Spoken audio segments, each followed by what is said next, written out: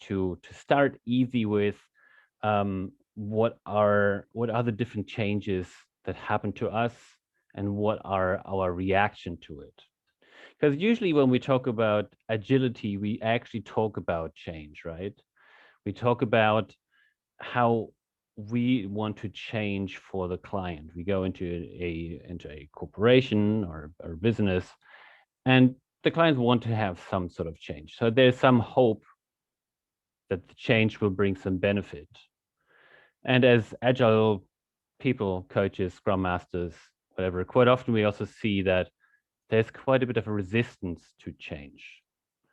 And that is what I'm interested in. As in, where is that resistance to change, and where does resistance to change come about?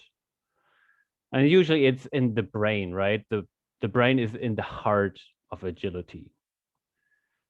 So we're talking about different patterns of that originate in the brain or in the mind, and how we react to change, and what are the different principles around it, and how can we potentially explain our reaction to change, whether that's positively inclined, whether we are positively inclined to that, or if we find some resistance to it. And at the beginning, I would like to invite you. If I manage, I will try to assign you into some breakout rooms. And there I would like you to come up with an example of your life where there has been a small change, some sort of change. And usually when we simplify and don't go into huge, humongous kind of change,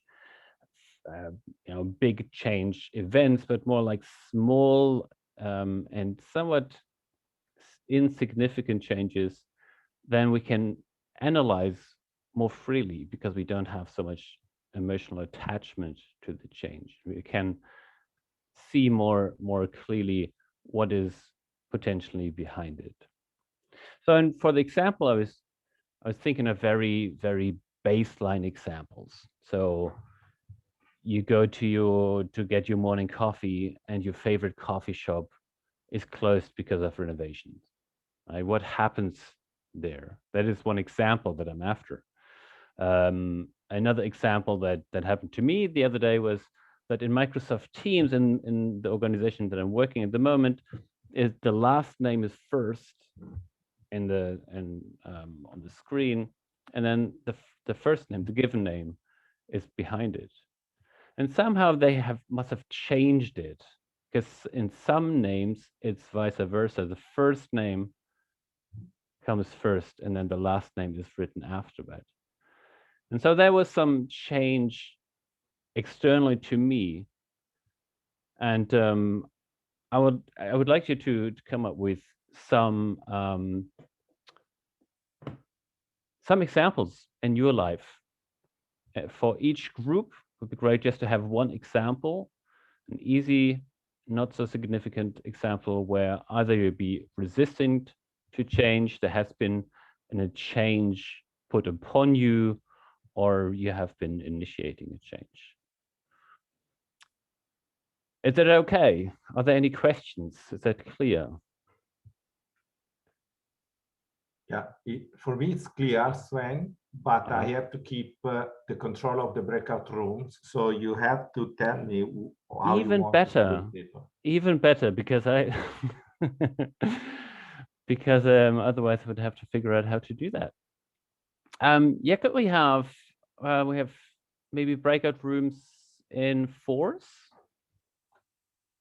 Is that possible? I think we have Yeah. a uneven number, but just about. And then per breakout room, one example, please. One short example where there was change, and that can be very short and insignificant. Okay. And there's 5 minutes sound all right? Perfect. Okay, brilliant. Enjoy, have fun. If it ever works. There you go. You know the drill.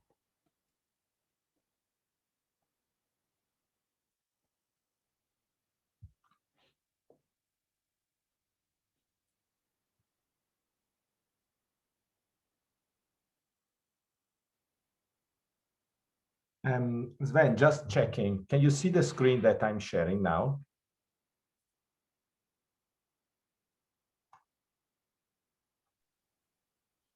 Maybe multiple participants can share at the same time. Maybe that's the thing.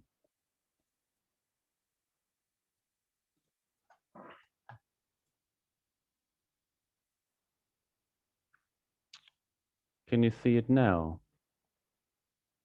Yeah, I can see the screen now. Oh, brilliant. So you see my keynote presentation, blah, blah, blah. Yeah. Okay, so it was in the settings. Multiple users can share. Wow. Awesome. Perfect. Yeah. Fix it. Good. Awesomeness. Happy. We were able to fix the issue during the breakout rooms. I mean, that's why you have them, right? Yeah, yeah. Okay, 5 minutes. Okay, I will send a message to the group when 1 minute was missing. Okay. Perfect.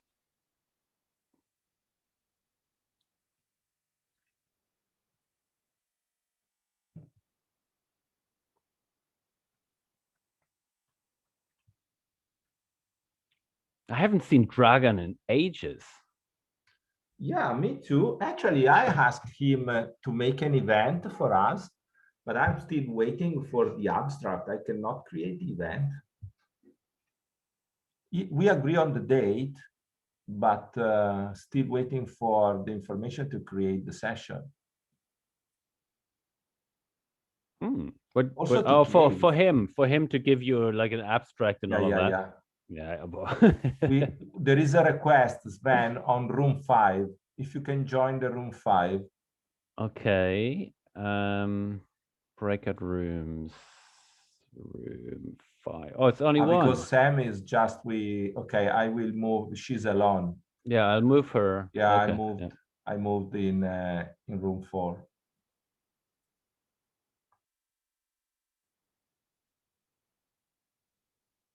Yeah. Done.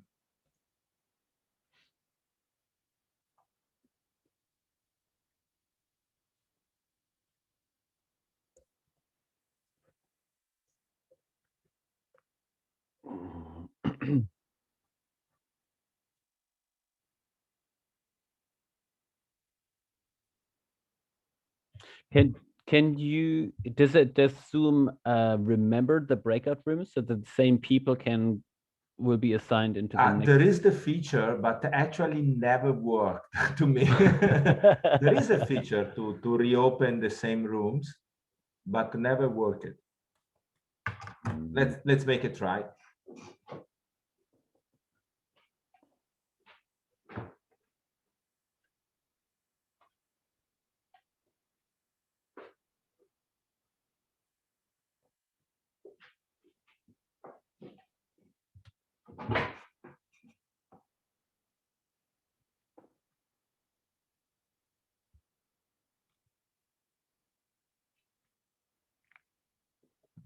I so much have to go on LinkedIn now, and I'm super intrigued about your games.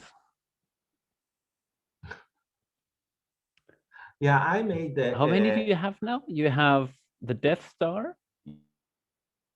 Well, I have 5 or 6 games on catalog at the moment. But however, I wrote an article at the beginning of January. If you look at the article with a list of all the games that are available at the moment, at that moment, actually, is this moment.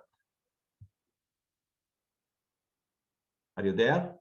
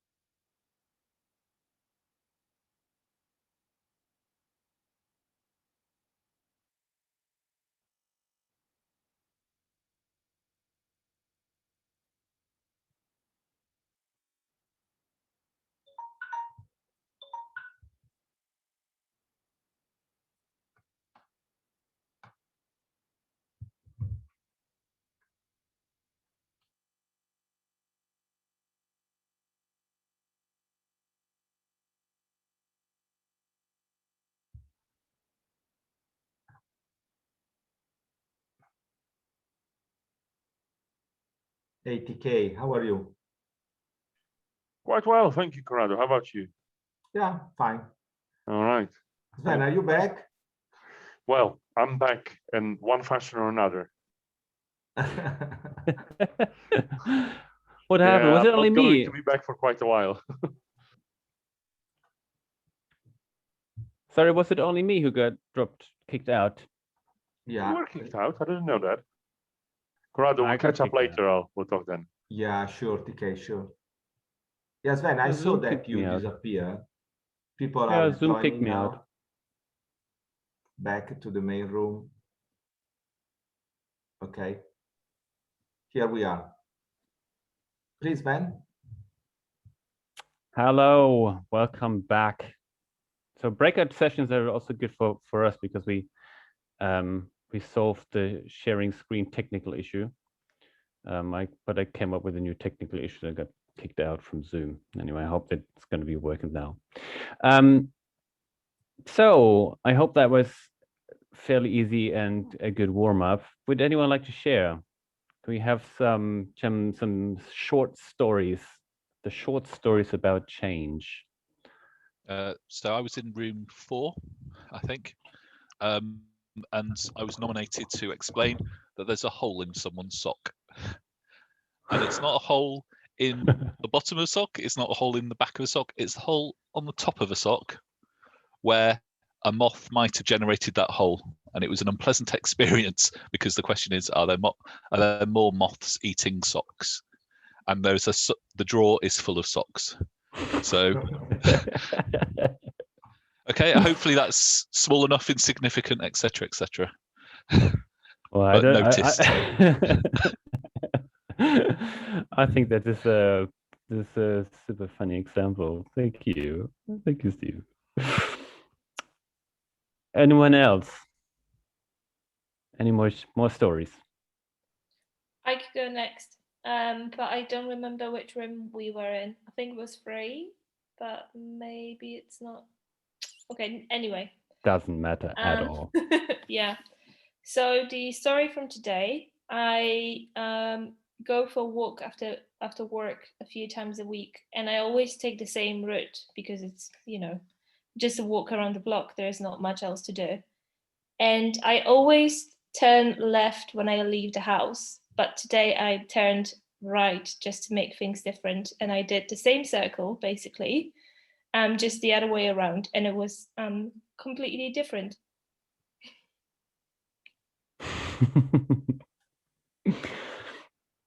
So you initiated that change. Yes. You just went. Okay. All right. Very good. Thank you very much. Awesome. We had two stories, one change of direction and one hole in a sock. What else do we have? What is change? Small stories. I think in our room, I quite liked Andrew's story, so I'm just going to lift his. His road was being dug up for gasworks or something like that. It's been going for a while. His road was closed. Really limited access to his place, but it was fixed and tidied away quite recently, so that was rather nice. All of a sudden, everything that you thought was a nice place to live suddenly actually turned out to be true because it was a nice place to live. You weren't stuck behind random bits of roadwork, so that was quite cool. Ah. Okay. We had to categorize it somehow. Okay, lovely. And do we have one more story? I think we had 4 breakout rooms, didn't we? Mm-hmm. Pusan was by herself, and breakout room 5 that was obviously not. It got reassigned. But so one more story. Yeah, someone from breakout rooms 2. Yeah, we had some trouble figuring out a small change because apparently we remembered large changes, but we thought almost at the end of the session about the change of Google icons. So when you think about Gmail and all the tools that they have, that suddenly it's more difficult to distinguish one icon from the other. And then if somebody has, for example, on the mobile, the order of the folders and the icons stable, then it's just body memory. You just click with the finger, not even noticing that there was a change. But when you start looking at it closely, those icons do significantly differ from the previous icons. So it might be noticeable, but not always. Right. So you had an icon change on your phone, and you actually you notice it maybe even after or way after the changes actually happened. Right. Indeed. So your muscle memory clicked wherever you find your icon, and you establish your routine, and then at some stage you actually start to look. So there are different processes actually happening, right? So you do something, and then in retrospect you realize that something else has happened. Very cool. So we have quite a few different short little stories. We've got a hole in the sock, probably eaten by a moth. We have going for a walk, and then usually going for the same walk, and then all of a sudden, out of the blue, changing direction. It's a small change. And then an inconvenient gasworks on the road was surprisingly dissipated, surprisingly. And then a change on the icon. So now I'd like to ask you to categorize these. What are the different categories that you can put these different stories in? And we're talking about mind states, right? What are we talking about? And it's not, there's no right and wrong, right? I don't have a solution to this, and there's no test around it. But the hole in the sock and that change, what does it associate with in the mind? What do we associate with that change? And I think, Stephen, you said there might even be more socks being eaten, right? What are the consequences of this? So there's an emotional reaction even. There's an analytical part, and then there's an emotional reaction. And there's basically maybe a fear of consequences. And even it's a small change and a small realization, it could be categorized into fear. Does that make sense? Do you have any other ideas? Could you categorize it into something else? Or can you find other categories that would apply to that? And just shout out, please. Whenever you have a question or if you have any comments, please just share it straight away. I think it depends. I mean, it depends on the person, because for somebody, a hole in the sock might not be a problem. So it might be insignificant. But then if there's somebody else who's very kind of risk averse and they wonder what else could be wrong, it will be very kind of fearful or jarring for them. They're like, okay, maybe I have a problem with moths. But then somebody else might be, oh, it's a hole in the sock. That's it. Okay. Yeah, it's a very personal experience. Absolutely. In another story, when the walk in the park, what would be a category there? How could you describe that in 1 or 2 sentences? What's happening? Isn't it a change of your working life? Is a good, pleasant change. It's something that you hadn't expected, and it's almost a nice thing that actually a change has happened and it makes you wake up. Yeah. So sorry, Andrew. That's me. Yeah. So it's kind of a change in routine, right? Yeah. So you said that, okay, I had my routine, and one part in me, for one reason or another, just changed it, and I just changed my routine. And I like that, right?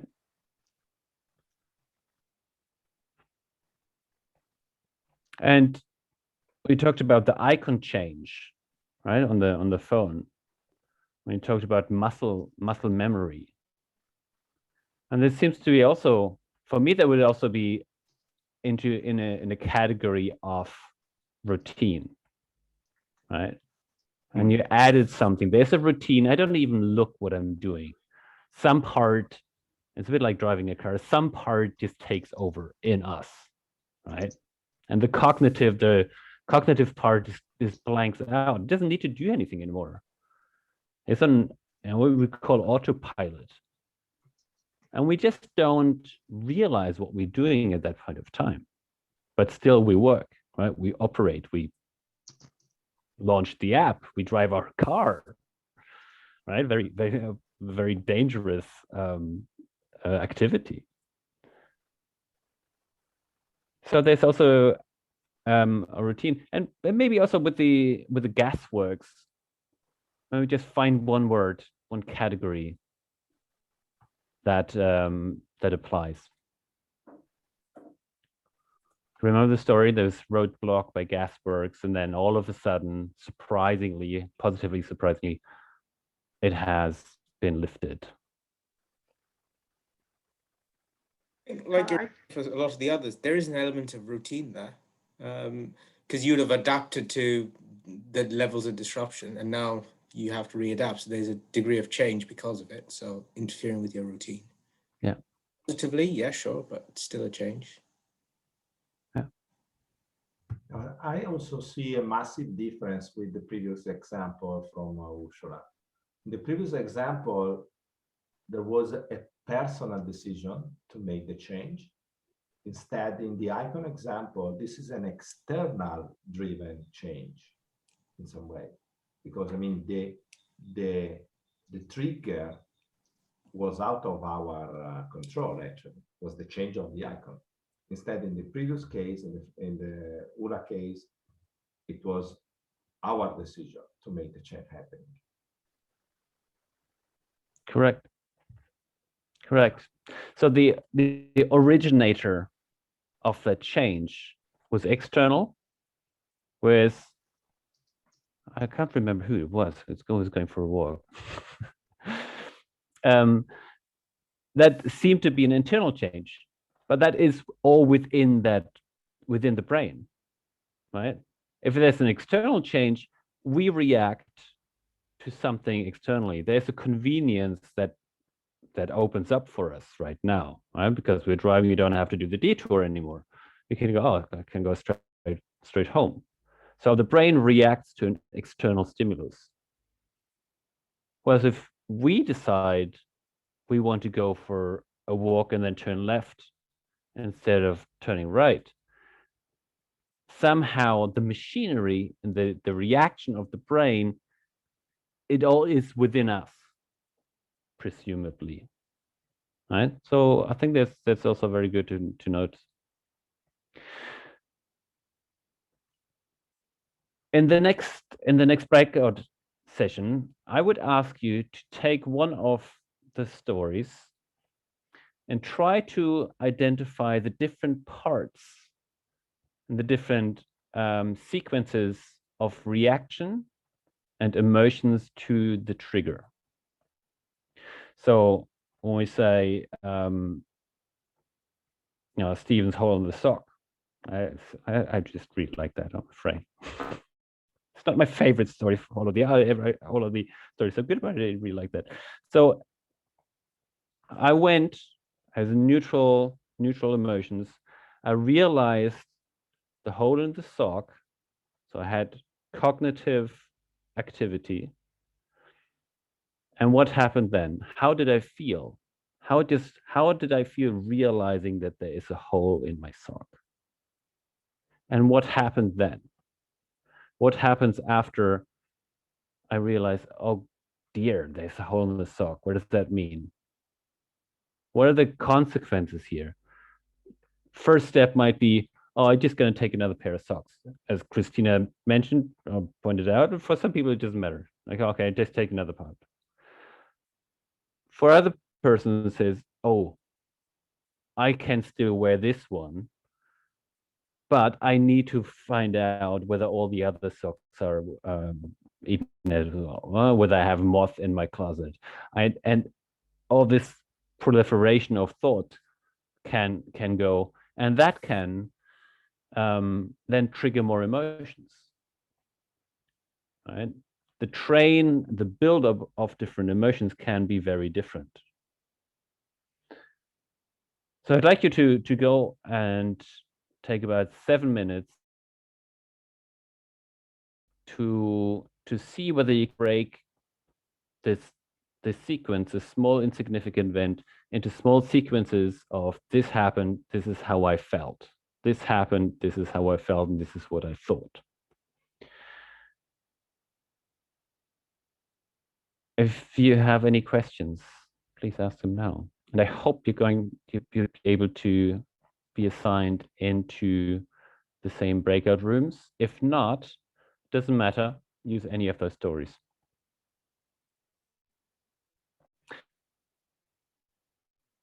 Do you have any questions? If not, Corrado, could I ask, please assign them, all of the participants, into breakout rooms? Thank you.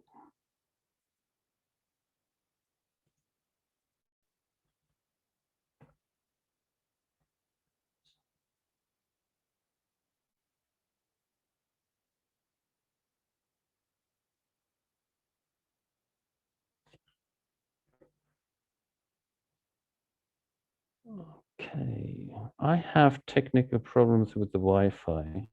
Let me check something.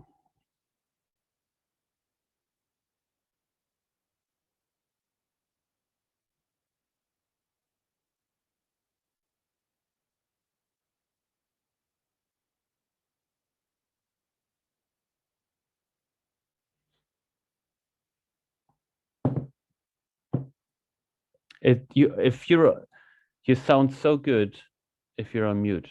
It's wonderful. I really like your tone of voice. Now that Kathy has been assigned but is still here in the main room. If you want to move by yourself in room 2, is your original room. Yeah, Kathy, if you do hear this, there's on the lower part a smaller button called breakout rooms, and then I think you need one of the latest Zoom session. Yeah, she was in the room 2nd, in the room 2. Yeah, maybe it's just fetching dinner.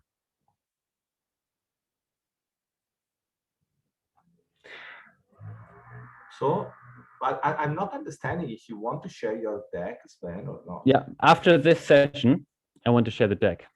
So do you want to make a test if you can share now? Wow. Let's see. Second test. Yeah. Awesomeness. You got That it. worked really well. Perfect. So you are autonomous. Okay. So we have just 5 minutes before closing the.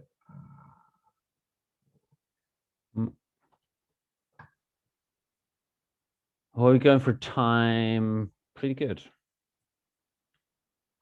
I don't think I need the whole Yeah, hour keep and a in half. mind then that is pretty late for a normal meetup. Normally we start at 6, you know. Yeah. Normally 7:30 we are over. So think about that. Not to be too late. Yeah. No, and it's not going to be an hour and a half. So there's going to be maybe 10 minutes, if that, now for a bit of sharing. And then probably 10 minutes deck. and then another discussion, and then Yeah, it's up to you. It's up to you. yeah. Lovely.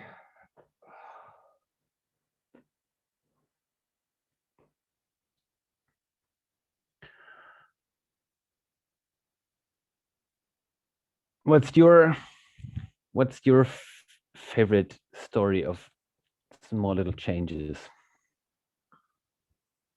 Well, I didn't share the story, my story actually, but I made an experiment a few months ago, washing my teeth with the left hand instead of the right hand. You can't imagine how it's difficult, and then you have to learn from scratch Yeah. for a so stupid activity. But this was an idea. You know that there is a very famous video on the bike that turn on the wrong side. Is a Oh. guy that has designed a bicycle where if you want to turn on left, Yes. you have to turn on right. Yes. Okay. I don't remember the title for that, but it's in my list of the agile videos. And so I think it's really worthwhile from one side, but also healthy to change your habit sometime. Not something strategic or something critical, but again, washing your teeth with the left hand, or maybe standing up, starting from with the left hand instead with the right hand, something like that for a small period, just to change your habit. Yeah. It's quite amazing how, and I've seen this bicycle YouTube video, and I think they bet that you can't ride the bicycle from starting from standing about 20 meters of 10 meters, and then I think they bet 50, 100 euros, and people can't. It's too hard. Yeah, but actually he was able to do that. It took Yeah? months. But what I really liked is that he took months for doing that. And now he's able to drive both bicycles. Because I mean, that is some big achievement. That's yeah, you yeah. put that And onto your CV. if you remember the end of the video, actually after a few months driving this crazy bike, he tried to ride a normal bike, and actually was not able at the beginning to ride a normal bike, but it took just a couple of minutes to relearn, okay, how to drive a standard bike. And now the outcome of this experience is that he is able to drive the normal bike and the counter bike. I mean, if you think about that from the psychological perspective, it's not only an achievement, it's a real outcome. Yeah. Because he gained a skill, actually. He gained a skill after this experience. So again, if you want to learn how to brush your teeth, something that you can learn. Yeah. Yeah, I think it's quite amazing how once you have nailed it, once you have understood one thing, how easy it is to go back. I mean, just learning how to ride a bicycle, an ordinary bicycle, right? It takes so long. And then, but that is a skill you don't forget. That is quite amazing, right? And then it takes so long to relearn the same skill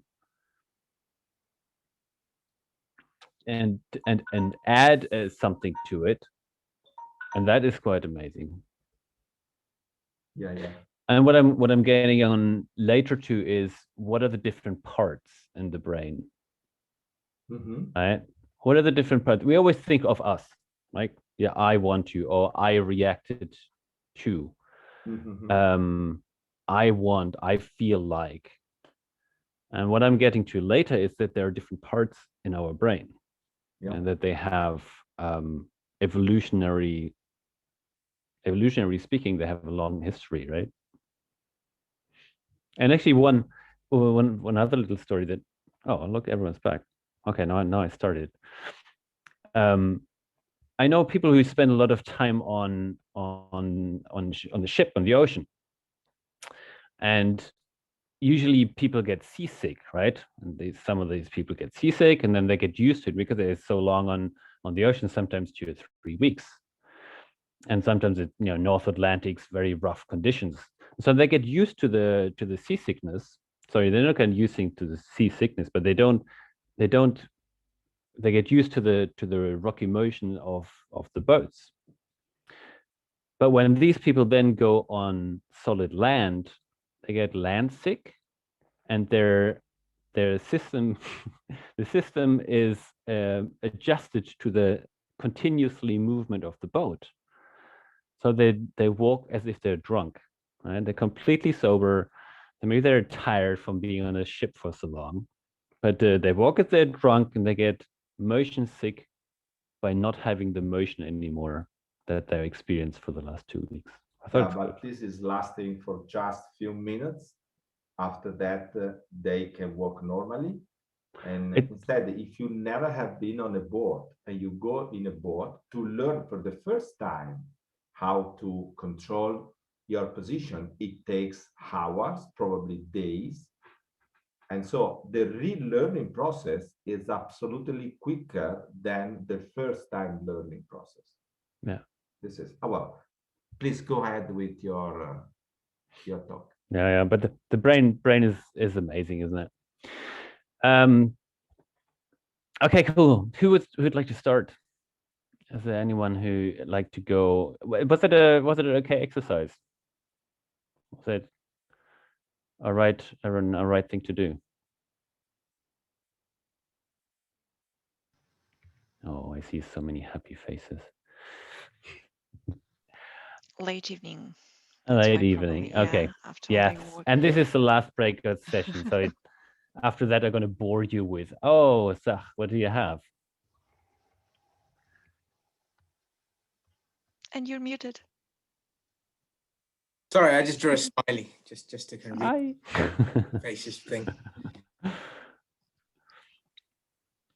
All right, cool.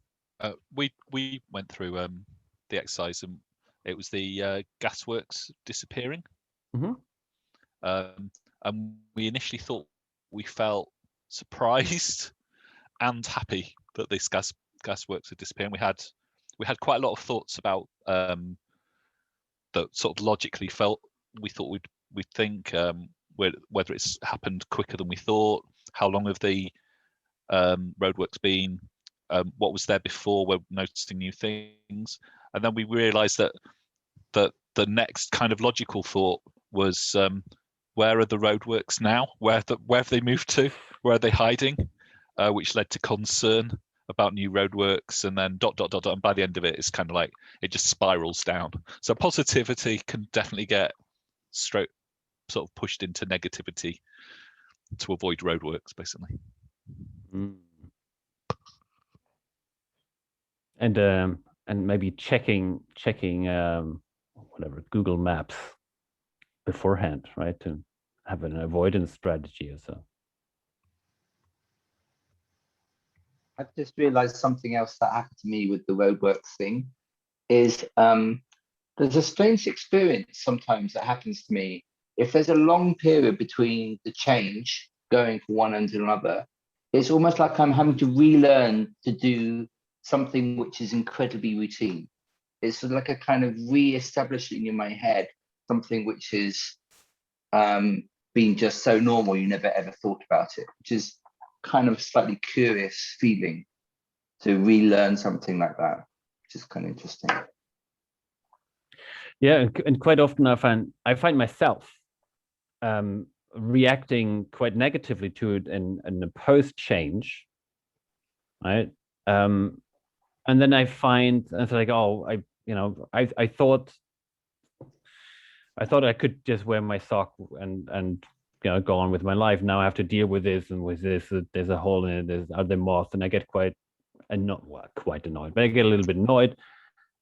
But then there seemed to be another mechanism holding part and says, hey, doesn't matter so much. don't worry about it, just grab another pair and head out of the house and worry about it later. And to me, that seems as if they're different, almost different stories or different entities within myself speaking. In our room, Kitty had a really good example. So we were the app room where we were supposed to kind of focus on the app again and the fact that we didn't really see the change. But Kitty introduced a new one. Kitty, do you want to speak about it, or do you want me to mention it? And then we can just kind of... Yeah, I can go ahead. It's a small change that happened in my undergrad study. At that time, I was about to hold a graduation party for all the graduates in my school. And we had prepared it for about 1 month. Like it's gonna be a party held in this first floor of the school library. We have all the like materials prepared and all the shows. But suddenly the teacher wanted us to change the venue. They wanted to change from the library to a dancing hall on our campus.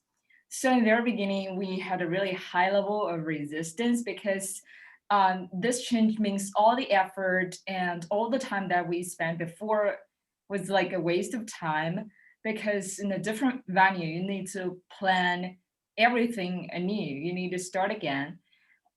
So we try to persuade our teacher to stay with the old venue, but we realize it's not possible because it's required by the school principal or something.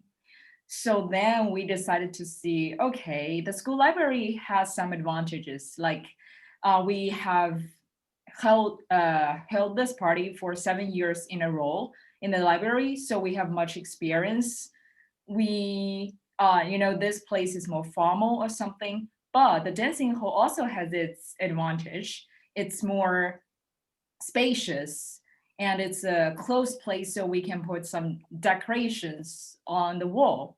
And as it's bigger, so we can even let graduates stand up and do some dancing instead of just sitting during all the party. That's what we used to do. So at that time, we actually initiated a lot of innovations on that with the dancing hall. And we also realized not all our effort was wasted, because we can still use like some shows, we can still use some designs for the background. So the party ended up as a huge success, and that's how we deal with the change at that time. Right. Yeah, thank you so much for sharing, Kitty. I think it's a wonderful sequence from, an event happens, resistance, annoyance, analysis of the negative consequences, and then somehow something shifts and they say, okay, let's try to make it good, right? Let's try to make it happen, and let's try to see the positivity or take it as an opportunity. And there seems to be that sequence, and I can find myself going through that sequence so often. And even that's why I was asking for an easy example, because usually I have that even in insignificant events that happened, right? My my cafe is closed, and I go, oh, I can't get my coffee. Oh, okay, what do I do? Oh, maybe I can check out another one. Or, I was hitting hard on the coffee anyway, so I should just maybe have a green tea or save the money, right? And it seems to be the sequence. All right. I think it's about time for me to go and try to share my screen again.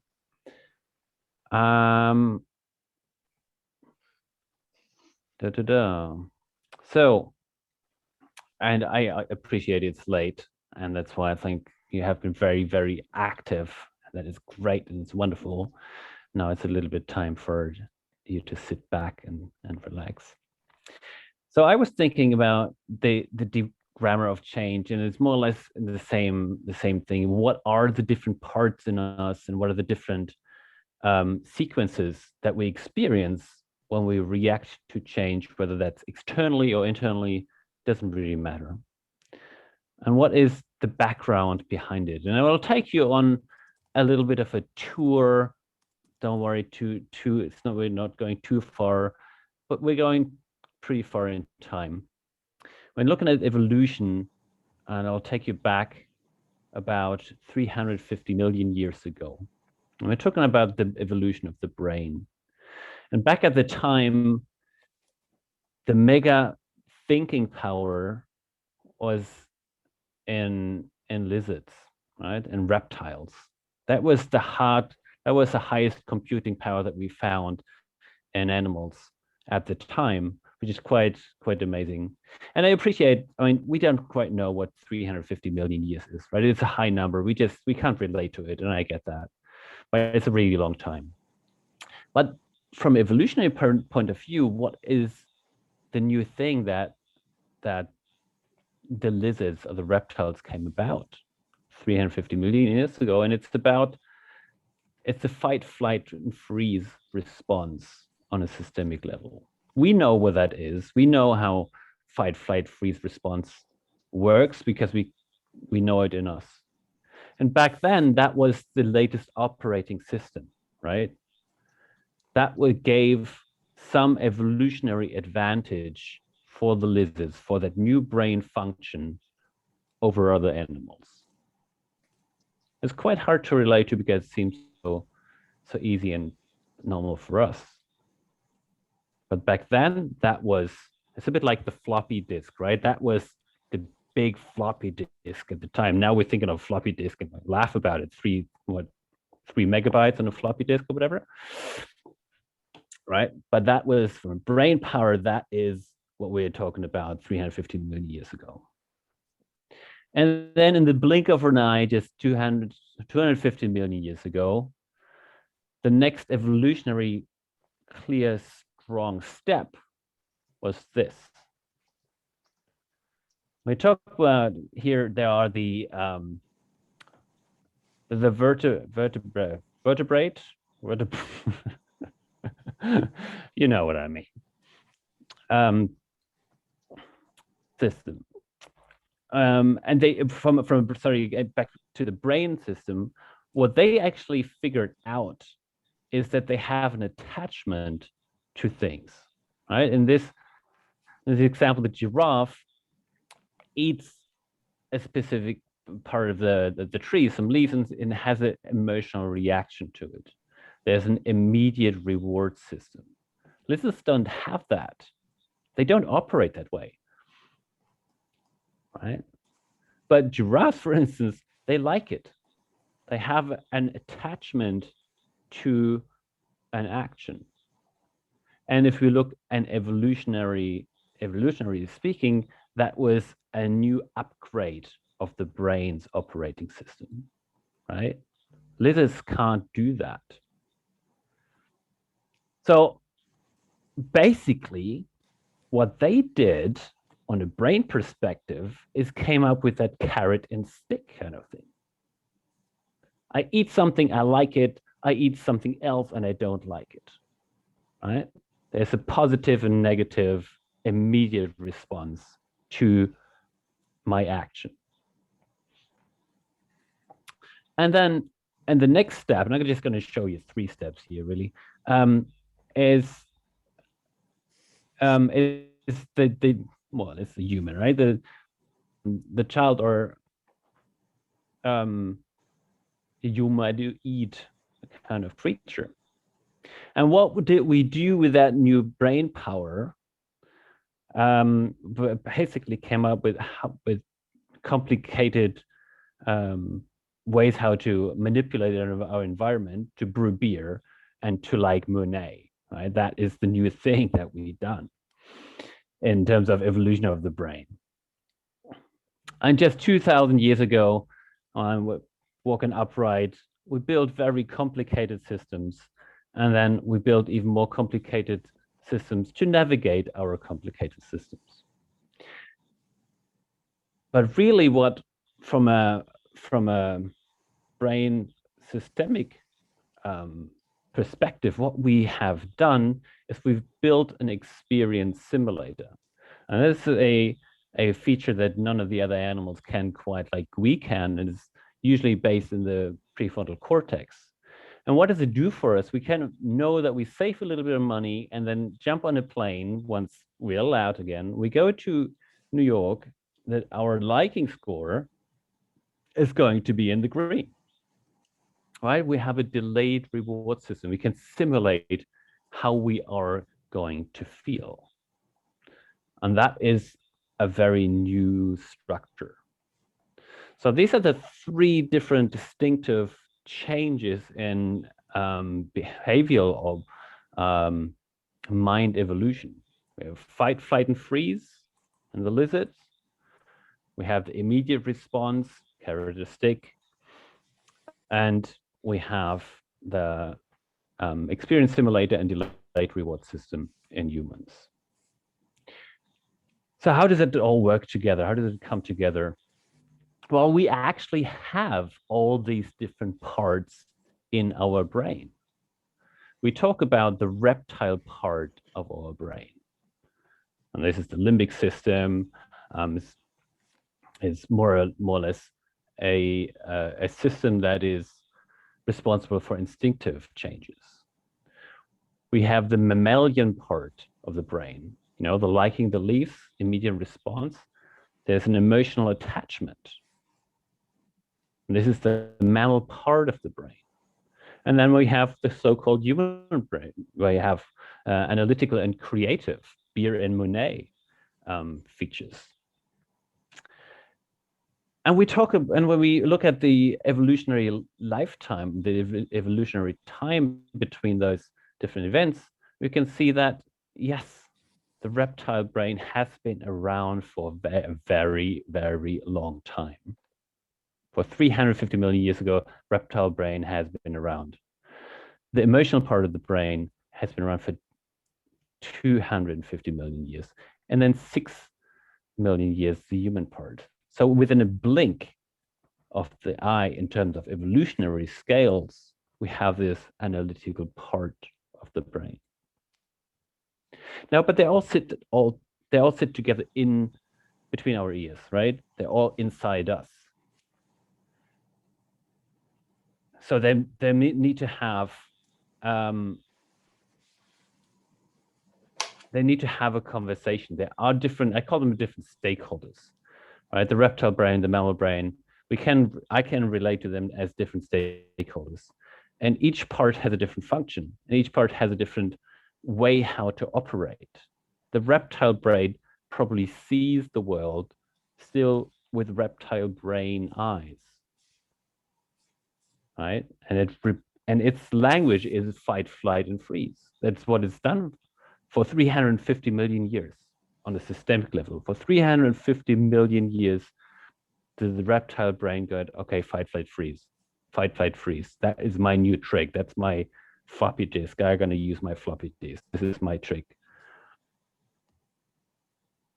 And so we have these different stakeholders, and some of them just seem to be more senior than others. And they have this conversation between our ears. These are the different parts in ourselves that have these conversations. And when we're looking at change, most of the time, all of the different parts of the brain respond to a change, right? There's a trigger, and then the reptile brain goes, is it important, right? Can I eat it? Is it going to eat me? Fight, flight, freeze. What are you going to do? Oh my God, there's a hole in the sock. Oh my God, we have to shift from the library to the hall.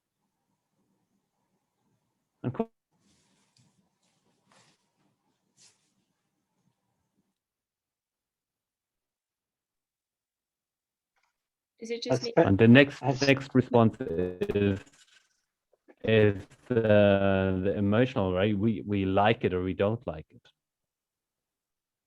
Sorry, there was a question. No, I just said, sorry, Sven, that we lost you for about a few seconds.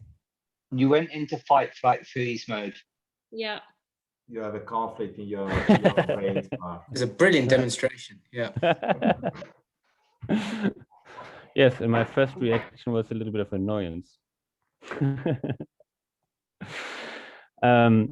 Yeah, different different states in ourselves which are active. And I think we're usually not aware of that. We're not aware that there are different parts who have different, if you want. And they usually have a conversation. So what do we do with this information? Well, it's really up to you. We can just use it and acknowledge that, or we can that we're going through when there is change and work out how we navigate ourselves and others in a constructive way around it, acknowledging the different parts and the different stakeholders in our brain and other people's brains. And for this, I would like to thank you for attention. Thanks for being here. And thanks for listening. And that is the Thanks, Sven. end of my your Wi-Fi is presentation. getting worse. What are your than thoughts yours. about it? Your Wi-Fi is reducing. So your voice is scattering up and down. So not really, the last couple of minutes was not really clear to me. My apologies. I'll No, it's not. cut the camera. Maybe that works better though. Yeah. Any question? Any observation? Please. I have a question. In your previous slide, not the end slide, but the slide before that, you talk about these different systems, these different types of brain, the mammalian brain, the reptile brain, and the human brain having a seniority. Is that kind of a reference to the fact that quite a lot of people don't necessarily use each brain that much? Or is there a seniority in the way that the systems work, I suppose, is my question. Yeah, I think there's from my experience, there is a seniority, right? If my emotional world takes over, it takes a lot of rational brain power to overrule that, right? If you've seen a very angry person, that there is this power of anger in the person, right? It's very, very hard for rational thoughts to penetrate into that. Yeah. I don't think there is a clear seniority at all times. I don't think we have a clear hierarchy. This is the part which is driving us at all times, right? I think there are different influences that allow different parts of the brain to speak up more vocally than others. There's the one captain, right? There's the one dictator part of the. But I think there's this conversation going on between different parts of the brain. Yeah. Okay. That makes sense.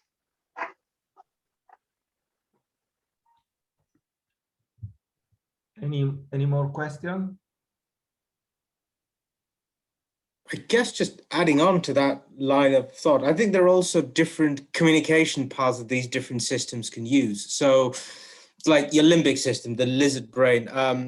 When something happens, adrenaline's going to start flowing through you. A bunch of things will start going. Your heart rate will go up, your blood pressure goes up, and that has nothing to do with the rational part of you. So I think that is why some elements can easily get overwhelmed. Just the rational bit of it just gets shut down because there's too much other stuff going on, because they have larger communication pipes. I don't know what the right phrasing is, but I think that can also play a part. Yeah, that was it. Yeah. Observation rather than anything else. It was about, oh God, it must have been 15 years or so. Where I went to a Buddhist temple, and there was a monk who seemed to boast himself almost a little bit that there was an explosion in the kitchen, and one senior monk didn't react at all, right? So not even a quick response. It was just completely calm at all times. Other people were ducking and having the shakes and dropping their bowls. And I never understood the benefit of that. I never understood why that was something that's achievable, right? If there's a pot in the kitchen exploding, I want to duck down, right? I want to seek shelter. But I believe now what he was referring to is that this person has overcome the initial reaction, right? So it's a bit like in martial arts. What you train is to go against what the nature normally presents itself with. And if somebody comes and is aggressive to you, we resort to fight, flight, freeze. And usually we also get aggressive or very afraid. And in martial arts, if you overcome those systems, if you're not afraid, if somebody attacks you, you have an advantage. Right? So there is an influence. It usually takes a long time. Right? That's where I talked about muscle memory, because it's so deeply ingrained. And when you're talking about neuroplasticity, I think that's one thing that is very hard to change. Or some of these are harder to change than others. I think on top of that, in terms of some of it is a bit of nature and nurture. So I do agree with the kind of being able to train yourself. And, I think, people who are like, let's say in the army or they're soldiers, they can train themselves to not react or to perform in these kind of very, scary situations. But there are some people who are naturally, they have that kind of, just intrinsically, they are, they're more geared to, let's say, people who do jobs like in emergency services. And that's just because they've always learned, they always know how to remain calm. I think there's some kind of nature parts of it where, we're all different and we're all unique in a different sense. And we can learn some of it, but some of us just have that instinctive thing of, hey, maybe we can be analytical more than or the emotional aspects.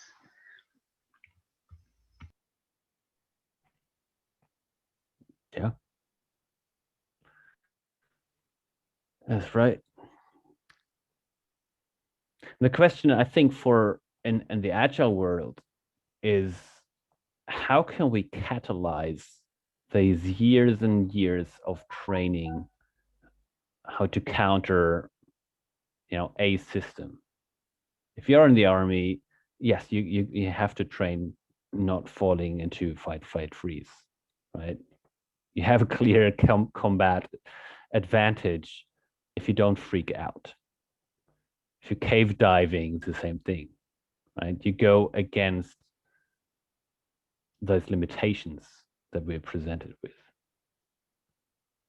There's an element and how do we do desensitization work there, because a lot of it is exposure, isn't it? It's no longer a novel thing that you have to go, now how do I respond? Because you've got established patterns of response. When you start, they're quite reactionary, but over time, you could learn different or more subtle or more controlled responses. So I think a lot of that is just exposure and practice and training. And it doesn't have to be formalized practice. It could be a little bit like things like mindfulness, just 10 minutes every day going, right, okay, let's think of something scary. Okay, fine then. Nothing else I'm going to see today is going to be anywhere near scary as that weird stuff that was going in my head. Things you can do to increase the levels of exposure that you have to something that triggers the emotional response that you would get from it having a piece of change foisted upon you. Then it stops being anywhere near as big a deal, because you've mechanically learned some less emotional responses to it. Or maybe the instinctive response, Zach. I think there'll always be an element of instinctive responses, right? But you don't necessarily have to do anything with it. It can just come and go. Or you can learn to pause the instinctive response. I've recently come across something that I think they call charitable assumption. Can we assume that the other person doesn't mean me any harm? Can we assume that they said what they said, or they asked what they asked, or did what they did with better intentions than what my limbic brain might think? Can we pause, consider that, and respond accordingly? So yeah, it is practice, it is training, but it's learning Very to nice. pause. Yeah, very nice. And you can Yeah, that's a imagine good how point, much, Dragan. yeah, you can imagine how much mental proliferation you can cut out in a workspace, for instance. What if we don't need to react? Oh, I think he just said that because, or oh, was it an attack? I think he's bullying. Right? There, so much mental activity goes into those potentially not very constructive fight, flight, freeze emotional responses. I'm not saying we shouldn't have them, right? But I think we can create a much more constructive work environment if we follow Dragan's advice to pause a little bit. Here's an interesting question for you, Sven, and for everybody else, I suppose. It's not something that you need to answer, just think about it. When was the last time when fight, flight, freeze helped you? Or I was recently reading a book, they call it Silence and Violence. When was the last time that response, that kind of response helped you? I think that's an interesting question to ponder. That is a good question to ponder. A spoiler, I can't remember when it last time helped me. My case, I think when I'm on bicycles. Yeah, I was thinking the same. I have a lot of instances where I have genuine road more so than off-roading, but I also do a lot of silly off-roading, and there are genuine risks to physical harm. There's an element of that, and I think in those scenarios, fight flight does help, but it has to be actual physical risk for me.